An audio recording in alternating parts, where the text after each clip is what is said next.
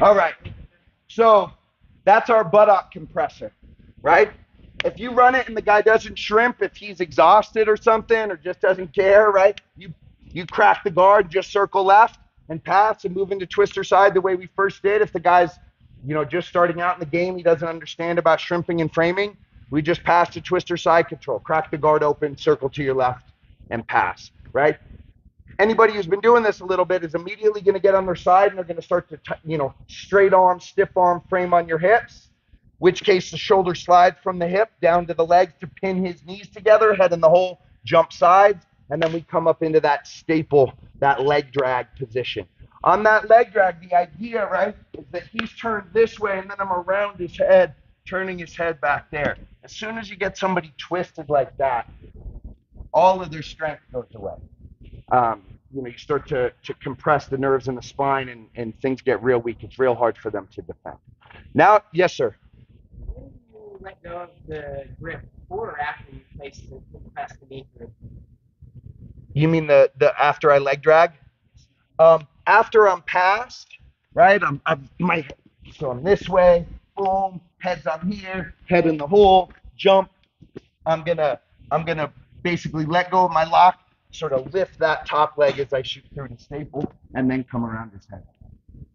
And if it's MMA, if I can get a gift wrap, the fight's over, right? If I can catch that wrist there, he doesn't. The only way he can turn with that leg drag is to give up his back. So you're basically like forcing him to give up his back there. Let's go to our twister pass, Mike.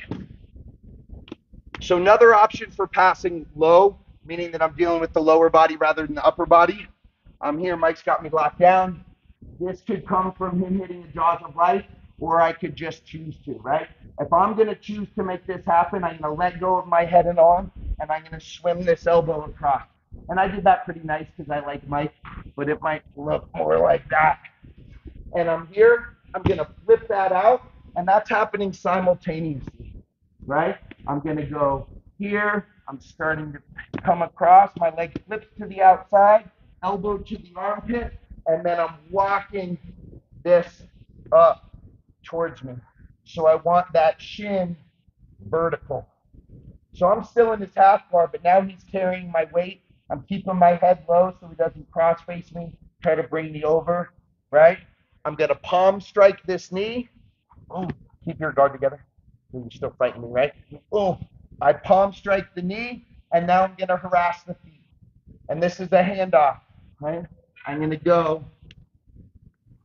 Well, whichever one I can grab. It's usually put your butt back. Yeah. Okay.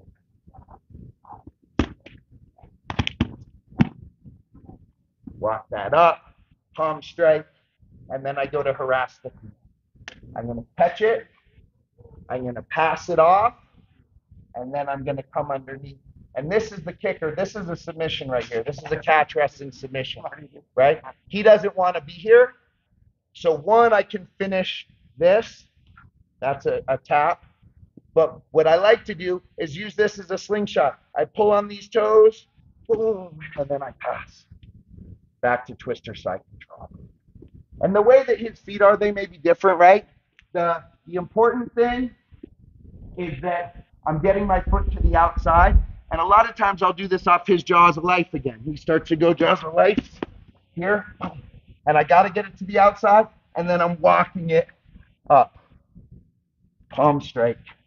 Harass the feet. 1, 2, 3. And then I pull. And I'm in the twisted side. All right? Questions on any of that? Yep. Yep. He starts to push away. I'm dropping it.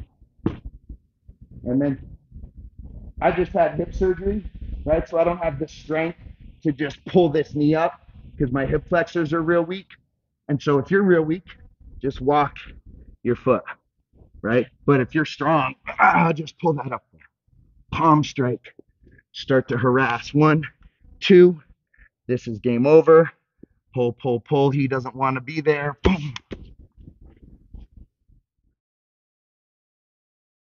Questions? Let's run it. 1, 2.